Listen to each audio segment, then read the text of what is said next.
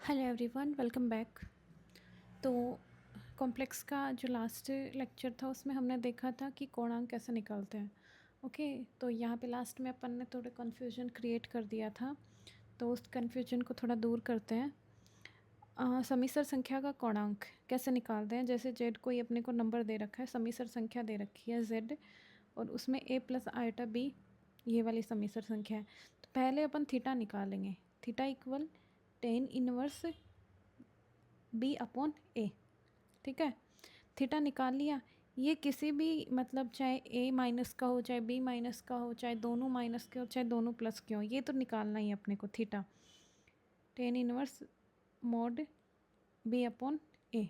ठीक है, अब इसका आर्गुमेंट क्या होता है। यदि वो, फिर अपन देखेंगे ये निकाल के, फिर अपन क्या देखेंगे कि ए और बी बिलोंग कहाँ करते हैं, कौन से क्वाड्रेंट में करते हैं। यदि ए और बी फर्स्ट क्वाड्रेंट में कर रहे हैं, देखो, यदि ए और बी फर्स्ट मतलब दोनों पॉजिटिव हैं, कहने का मतलब है यदि दोनों पॉजिटिव हैं, फर्स्ट क्वाड्रेंट में क्या आता है, A is greater than zero, B is greater than zero. Second quadrant में क्या आता है, ए नेगेटिव आता है और बी पॉजिटिव आता है। ठीक है, वैसे लिख दो, ए नेगेटिव और बी क्या होता है, पॉजिटिव होता है। थर्ड क्वाड्रेंट में क्या होता है, थर्ड में ए पॉजिटिव, ए नेगेटिव होता है और बी भी नेगेटिव। और फोर्थ क्वाड्रेंट में क्या होता है, ए तो पॉजिटिव होता है और बी क्या होता है, नेगेटिव होता है। देखो बी, ये मतलब मेरा ए और बी से मतलब है जेड इक्वल ए प्लस आयटा बी। ए वास्तविक एक्सिस पे और बी यहाँ पे जो काल्पनिक एक्सिस है उसका लेते हैं। ठीक है, तो सबसे पहले प्रोसेस क्या रहेगा, टेन इनवर्स बी अपॉन ए निकालना है। ठीक है, दोनों पॉजिटिव पॉजिटिव ले लो, टेन इनवर्स निकालो, थीटा की वैल्यू निकाल लो। अब यदि फर्स्ट क्वाड्रेंट में ए और बी आ रहा है तो हमें क्या लिखा है, थीटा रखना है। ठीक है, सेकंड क्वाड्रेंट में आ रहा है तो पाई माइनस थीटा। ठीक है, थीटा ये निकलेगा और ये अपने को चाहिए क्या, ये वैल्यू, अपने को ये वैल्यू चाहिए होती है। ठीक है, जो थीटा निकलेगा वो क्या निकलेगा, टेन इनवर्स बी अपन, वो किसकी वैल्यू निकलेगी, वो निकलेगी इसकी वैल्यू। और अपने को आर्ग्यूमेंट क्या होता है, इससे मतलब धनात्मक वास्तविक एक्सिस से उसकी ध्रुवांतर रेखा द्वारा बनाया गया कोण होता है। ठीक है, तो इसकी वैल्यू क्या होती है, पाई माइनस थीटा होती है। डन, इसकी थीटा, इसकी पाई माइनस थीटा, और इसकी, मैं दूसरे पेन से लिख देती हूँ अलग कलर के से, इसकी थीटा होती है, इसकी पाई माइनस थीटा होती है, और नीचे वाले की देखें तो इसकी माइनस थीटा, ये इसके नेगेटिव हो जाता है, ये वाली ऊपर पॉजिटिव नीचे नेगेटिव, और ये कितना हो जाएगा, पाई माइनस थीटा, मतलब थीटा माइनस पाई हो जाएगा। ठीक है, कैसे, मैं फिर से रिपीट कर रही हूँ, हमें पहले क्या करना है, ये वाला वैल्यू निकालना है। ठीक है, थीटा की वैल्यू, उसके बाद में देखना है ए और बी कौन से क्वाड्रेंट में आ रहे हैं, फर्स्ट में आ रहे हैं, सेकंड में आ रहे हैं, थर्ड में आ रहे हैं, या फिर फोर्थ में आ रहे हैं। जिसमें भी आ रहे हैं उसमें क्या करना है, देखना है जिसमें आ रहे हैं, फर्स्ट में आ रहे हैं तो वो थीटा की वैल्यू ही क्या होगी, आर्ग्यूमेंट ऑफ जेड होगी। यदि सेकंड में आ रहे हैं तो उस थीटा को पाई में से घटा दो। यदि थर्ड में आ रहे हैं तो थीटा में से पाई घटा दो, और फिफ्थ में आ रहे हैं तो जो थीटा है उसका नेगेटिव ले लो। डन। और नेक्स्ट बात क्या है जो इम्पोर्टेंट है, वो ये है कि आर्ग्यूमेंट हमेशा क्या होता है, माइनस पाई से पाई के बीच में वेरी करता है, जहाँ पे या तो पाई को इंक्लूड करो या फिर माइनस पाई को। डन, तो सारे वो क्लियर हो गए आई थिंक, डाउट्स। अब अपन आगे देखते हैं, आर्ग्यूमेंट के क्वेश्चंस करते हैं कि आर्ग्यूमेंट कैसे निकाला जाता है, इस पर किस किस टाइप के क्वेश्चन बन रहे हैं। तो सबसे पहले मैंने कल बताया था कि इस पे यदि कोई रियल लाइन पे यदि कोई पॉजिटिव है, ए की वैल्यू ओनली के जेड बराबर ए है, पॉजिटिव है तो उसका आर्ग्यूमेंट कितना होगा, ज़ीरो। यदि नेगेटिव है ए तो उसका आर्ग्यूमेंट कितना होगा, पाई। ठीक है, यदि z बराबर आयोटा बी है, आयोटा बी पॉजिटिव है, तो उसका पाई बाई टू आर्ग्यूमेंट होगा, आर्ग्यूमेंट पाई बाई टू होगा। और यदि बी क्या है, नेगेटिव है, तो उसका argument minus pi by two होगा।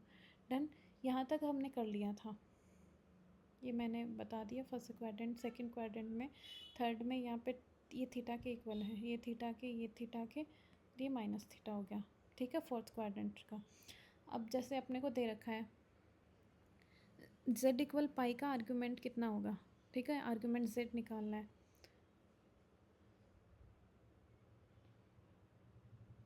ये देखो यहाँ पे z इक्वल पाई दे रखा है और तो आर्ग्यूमेंट z निकालना है, आर्ग्यूमेंट z। तो हमने पता है कि पाई क्या होती है, कि पाई का 22/7 होता है। तो ये कितना हो गया, एक पॉजिटिव रियल नंबर हो गया। तो पॉजिटिव रियल नंबर किस पे आएगा, इस एक्सिस पे आएगा 22/7, ठीक है, जहाँ पे भी आएगा, सपोज दैट यहाँ पे आ रहा है। तो इसका मतलब इसका कितना होगा, आर्ग्यूमेंट 0। जो पॉजिटिव रियल नंबर पे मतलब खुद का खुद से ही एंगल पूछ लिया तो वो 0 हो गया। नेक्स्ट z की वैल्यू ये दे रखी है, इसका आर्ग्यूमेंट निकालना है, ठीक है। अब ये देखो ये पॉजिटिव राशि है, ये भी पॉजिटिव है, ठीक है, ये पॉजिटिव है 1, लेकिन 2 का 1.414 होता है शायद, 2 का स्क्वायर रूट अंडर रूट। तो इसमें से ये नेगेटिव आएगा नीचे, ये नेगेटिव नीचे और ऊपर पॉजिटिव, नीचे नेगेटिव। तो टोटल राशि अपने को मिलेगी नेगेटिव, ओके। और कौन सी मिलेगी, रियल नंबर, रियल नंबर मिलेगा। तो रियल नंबर नेगेटिव होता है तो इस पे आता है, इस लाइन पे। तो इसका मतलब यहाँ पे कितना होगा, पाई होगा इसका आर्ग्यूमेंट। डन।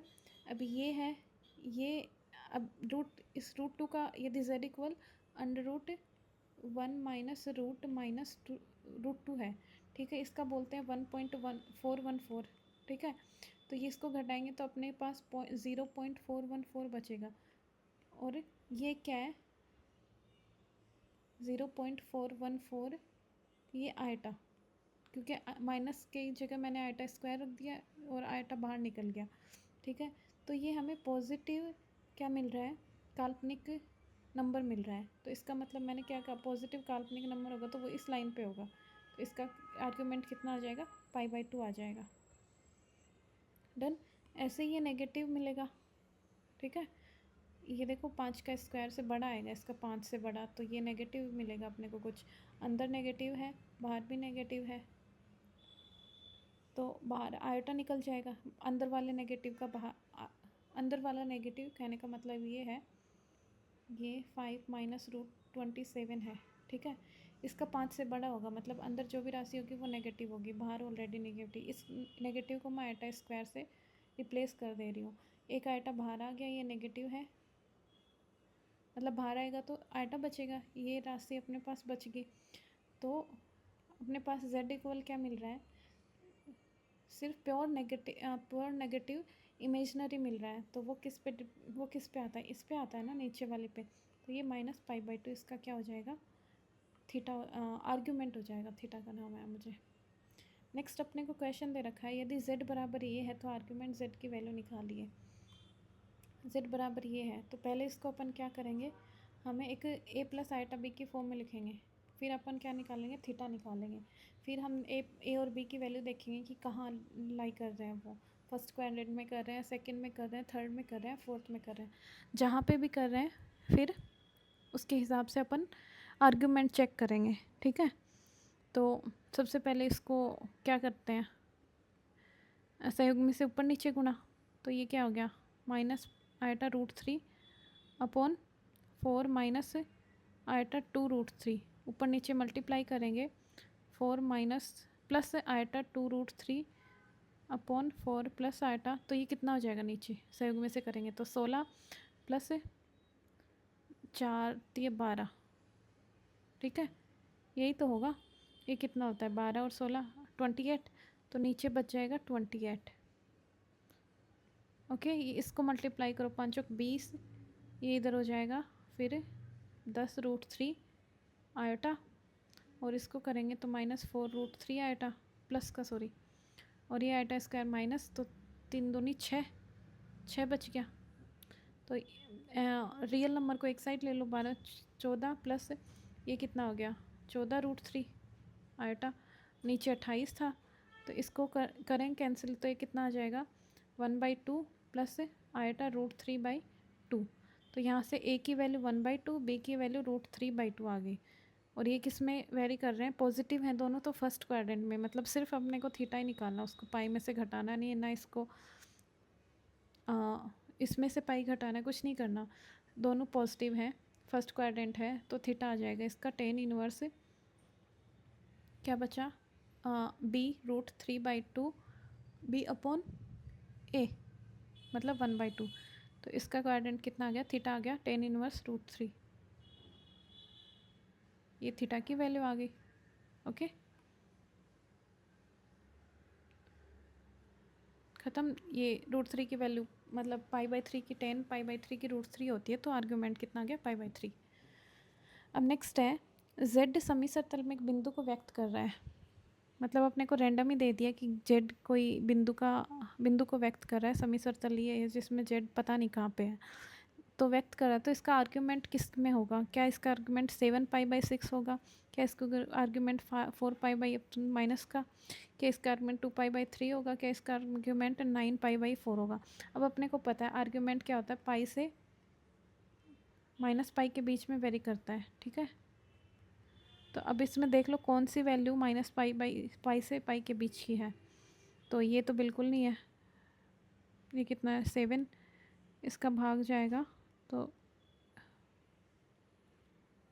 करें, इसको 7 से मल्टीप्लाई करें, 180 को 7 से मल्टीप्लाई करें।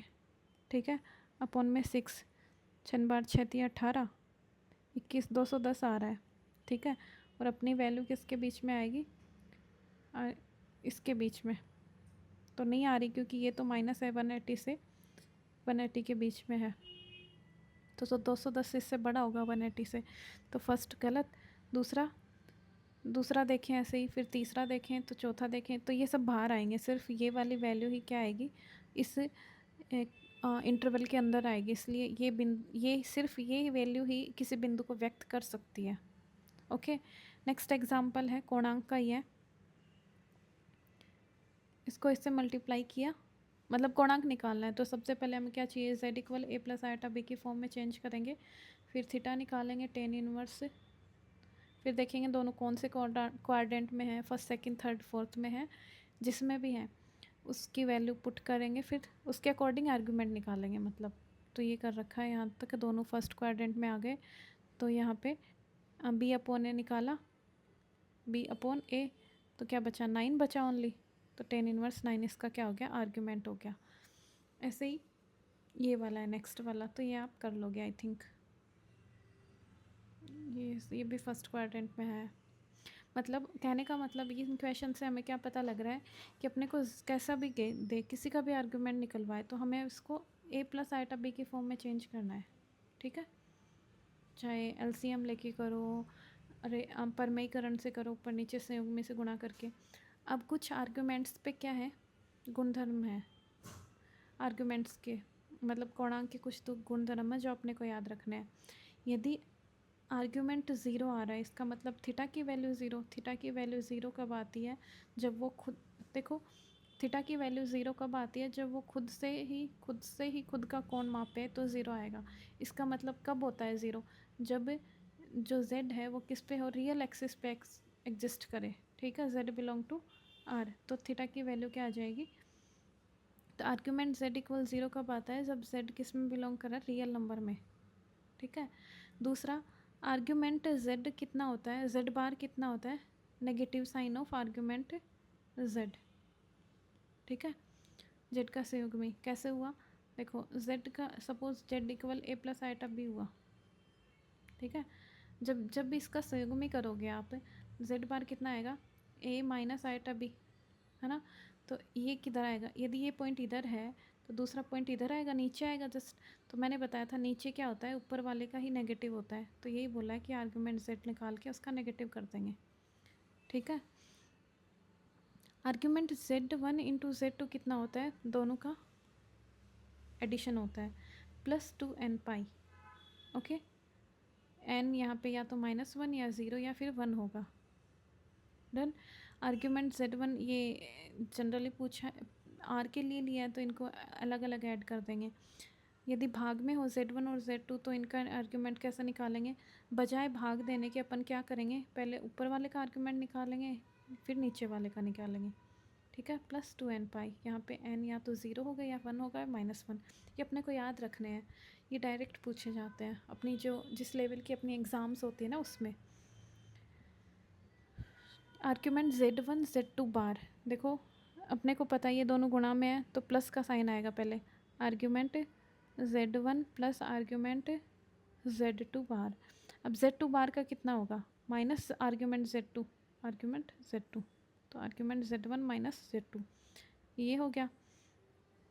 अब यदि z की पावर r का आर्ग्यूमेंट पूछा है तो कितना हो जाएगा, r बाहर आ जाएगा और आर्ग्यूमेंट z हो जाएगा। तो याद करने के लिए देखें तो ये लोग वाले फॉर्मूले से कुछ कुछ मेल खा रहे हैं, मैच हो रहे हैं। ओके, अब देखो ऊपर वाले जो अपन ने गुणधर्म पढ़े हैं उससे रिलेटेड कुछ क्वेश्चंस हैं। ठीक है, जिसको स्पीड फास्ट लगे वो अपने स्पीड स्लो कर सकता है, बट मुझे लग रहा है मैं थोड़ा सा फास्ट बोल रही हूँ, बट कोई नहीं। देखो यदि mode z1 plus z2 equal है z1 माइनस z2 का मोड, मतलब इधर z1 प्लस z2 का मोड है, इधर है z1 माइनस z2 का मोड। ठीक है, तो अपने को पूछा है कि argument z1 minus argument z2 कितना होगा। अब देखो ये निकालने के लिए दो का आर्ग्यूमेंट पूछा है, इससे मुझे कहाँ से मिलेगा z1 और कहाँ से z2 मिलेगा, मतलब अलग अलग वैल्यू मिलेगी। तो इसी को थोड़ा सॉल्व कर लेते हैं। ये किसका होता है, आर्ग्यूमेंट z1 अपॉन z2 का, या तो इसका होता है या फिर आर्ग्यूमेंट z1, या तो इससे अपन आर्ग्यूमेंट इससे क्या निकालेंगे z1 अपॉन z2 की वैल्यू, बट मुझे नहीं लग रहा अपने को z1 अपॉन z2 मिलेगा। या फिर क्या होता है आर्ग्यूमेंट z1 z2 बार, यही अपन ने पढ़ा है ना, देखो ये वाला। तो मतलब अपने को z1 और z2 बार मिल जाए, इसकी value a plus iota b के फॉर्म में निकल जाए तो अपन इसकी वैल्यू निकाल सकते हैं। तो इससे मुझे क्या मिलना चाहिए, z1 z2 बार मिल जाए। ठीक है, तो ये निकालने के लिए अपन क्या करेंगे, इसको दोनों साइड स्क्वायर कर देंगे। तो ये क्या हो गया z1, क्योंकि बार निकालना है तो बार कितना, ये वाला आपको फॉर्मूला याद होगा, इक्वल मोड z स्क्वायर होता है, तभी अपने को ये मिलेगा। तो ये मैं इसमें लगा रही हूँ, दोनों साइड स्क्वायर कर दे रही हूँ, फिर इस स्क्वायर को खोलेंगे। ये करा, इस मोड z का स्क्वायर क्या होता है, z1 z2 बार, z1 z बार, सॉरी z बार होता है। तो ये z है और ये इसका z बार है, इधर ये z है, ये z बार है। डन। अब इसको ओपन कर लेंगे, जो कट रहा है उसको काटो, इससे ये कट रहा है, इससे ये कट रहा है। ठीक है, और ये दोनों नेगेटिव, तो ये 2 हो जाएगा। ओके, तो ये मिल रहा है अपने को। ये भी क्या है z1 z2 बार, तो ये भी क्या है z1 z2 बार है प्लस z2 z1 बार है। z2 z1 बार को अपन क्या लिख सकते हैं, इसको z1 z2 बार का बार लिख सकते हैं। तो ये z हो गया, ये इसका बार हो गया। तो ये क्या हो गया, z को उसके कॉन्जुगेट से प्लस करोगे तो 2 रियल पार्ट ऑफ z मिलेगा ना, तो 2 real part of z2 z2 bar, z1 z2 बार मिल गया।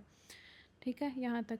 अब यदि ये रियल पार्ट 0 है, इसका z1 z2 बार का रियल पार्ट 0 है, मतलब ये z1 z2 बार सपोज करो ये z है, और क्या बोल रहा है इसका रियल पार्ट 0 है, मतलब a बराबर 0 है।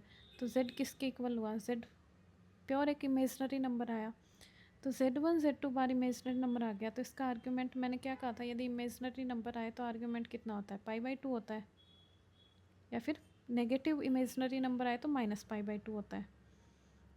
डन, तो इसका आंसर आ गया।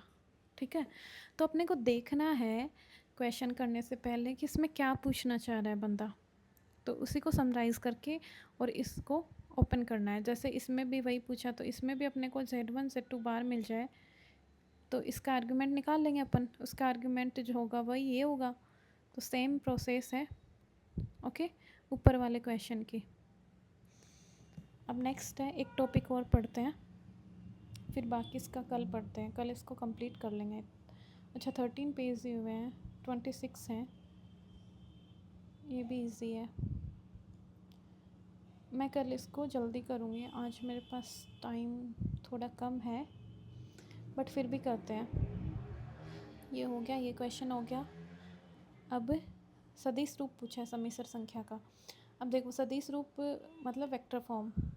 ओके, सदिश ये समिश्र संख्या क्या होता है, एक पॉइंट होता है। ठीक है, तो जहाँ पे ए और आइटा बी, ए एक बिंदु होता है एक्स एक्सिस का, बी होता है वाई वाई के लिए, भुज और कोटि, ठीक है। ए को रियल पार्ट ऑफ जेड बोलते हैं, बी को इमेजिनरी पार्ट ऑफ जेड बोलते हैं। ये हो गया ए, यहाँ तो बी आई, तो ए आई प्लस बी जी हो गया, डन। इसको ऐसे भी सदिश रूप छोड़ो, ध्रुवीय रूप इम्पोर्टेंट अपना, मतलब जो आई ए फर्स्ट रियल पार्ट जो है, रियल पार्ट वो, और फिर इमेजनरी पार्ट जे कैप हो गया। तो ये हो गया सदिश रूप छोड़ो। इसको अपने को पूछा है ध्रुवीय रूप, दैट्स इम्पोर्टेंट। इससे क्वेश्चन बन सकता है। कोणांक से सबसे ज़्यादा बनते हैं, इससे भी क्वेश्चन बन सकता है, इससे भी ये भी यूज़ होके क्वेश्चन सॉल्व हो सकते हैं।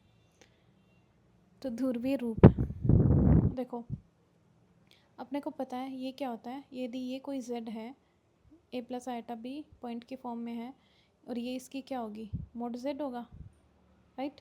तो ये क्या होगा, यदि ये थीटा है, अपने पास क्या क्या है, देखो इसका डायग्राम मैं आपको समझा दूँ।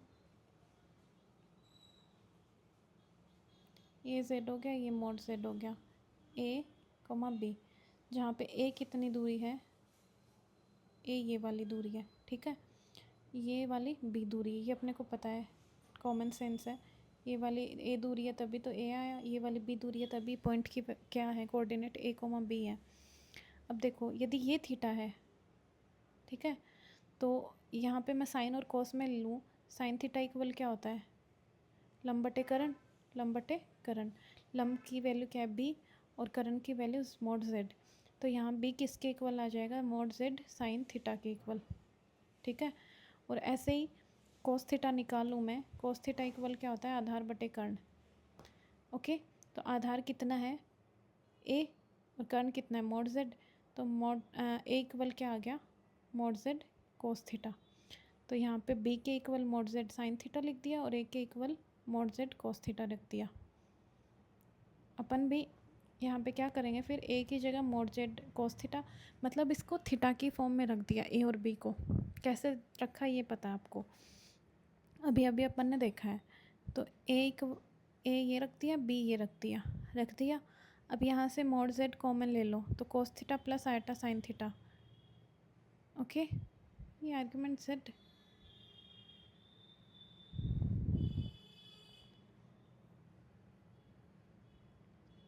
दोनों अच्छा टेन इनवर्स थीटा बना रहे ना,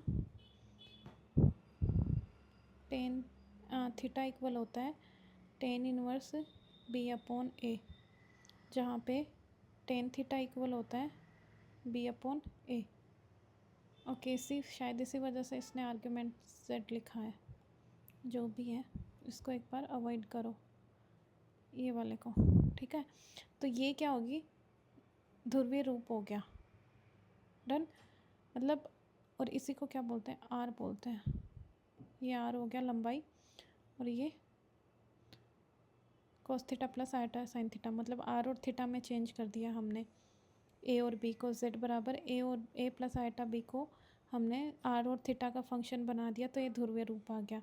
अब जो ऑयलर है, ऑयलर थ्योरम है, वो क्या बोलते हैं, ए की पावर आइटा थीटा बराबर क्या होता है, कोस theta plus sign theta, okay. ये ऑयलर ने बोला है, तो ये वैल्यू अपन अप्लाई कर देते हैं।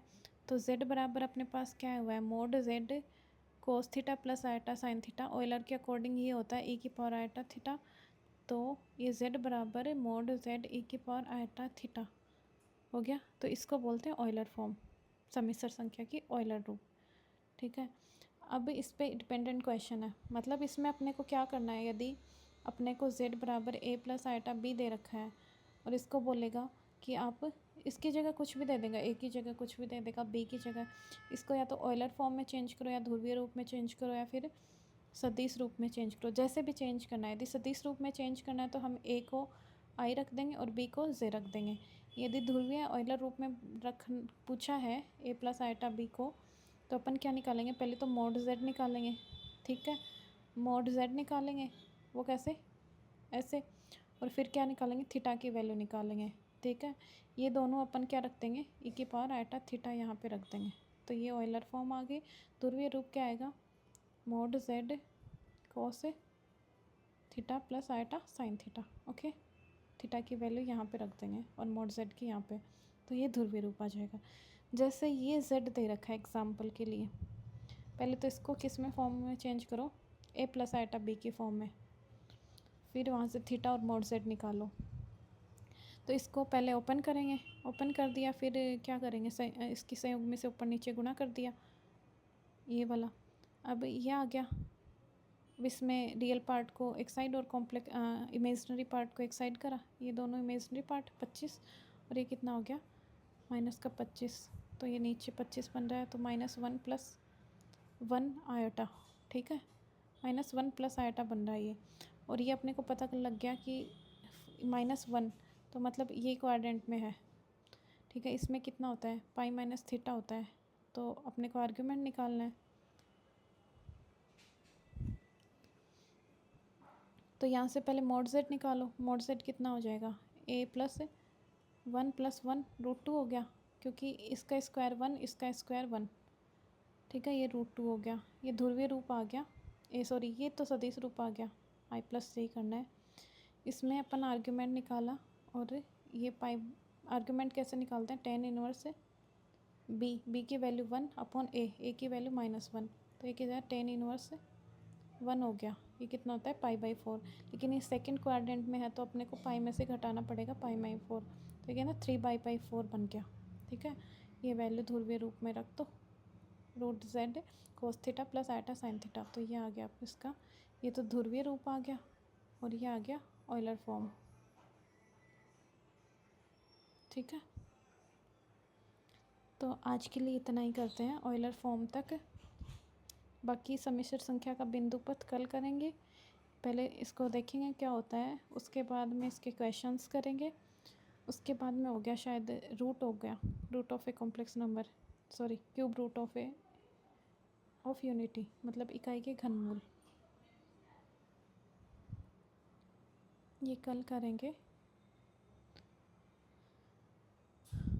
ये भी इम्पोर्टेंट है, इससे भी क्वेश्चन शायद लास्ट सेकंड ग्रेड में आया हुआ है, क्यूब रूट से, इससे ये वाले से।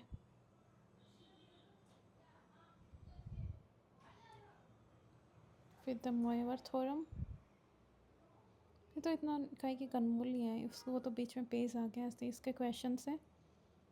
फिर मिक्स क्वेश्चन है थोड़े, द मोएवर थ्योरम। अभी के लिए इतना ही।